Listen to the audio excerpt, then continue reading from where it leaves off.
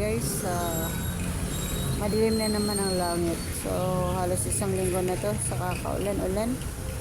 Ayan yung ang hirap pag ulan ng ulan kasi bumabaha yung ano namin, bahay sa baba, sa ano. Kasi nga walang masyadong daanan sa tubig.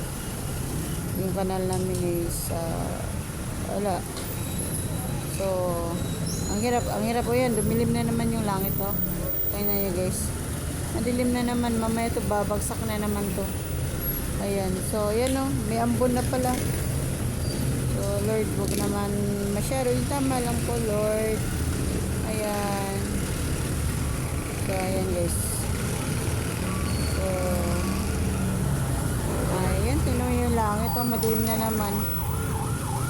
Madilim na naman siya guys. Ayan. Ayan. Ayan. So may mga wang. Ayan. So last month ano, ato man sa ko. Ayan, puro sunog. Ayan. Malaman ulan. Ayan. So yan, yung nagtitinda ng prutas. Ayan. Fresh yan. Kasi yun, may buko doon. Ayan. So yan, may iho dyan guys. Tapos yun sa dulo doon, yung palengke. Medyo mura yung mga isda nila. Kasi direct ata yung ano nila eh. So, kaysa dun sa amin, mahal sa amin eh.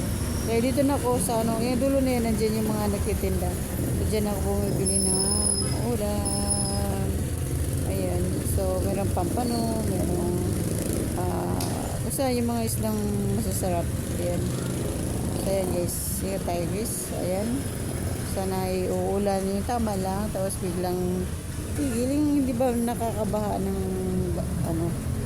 So, kawawa naman din. Makati na yung pa ako guys. So, ayan. So, God bless.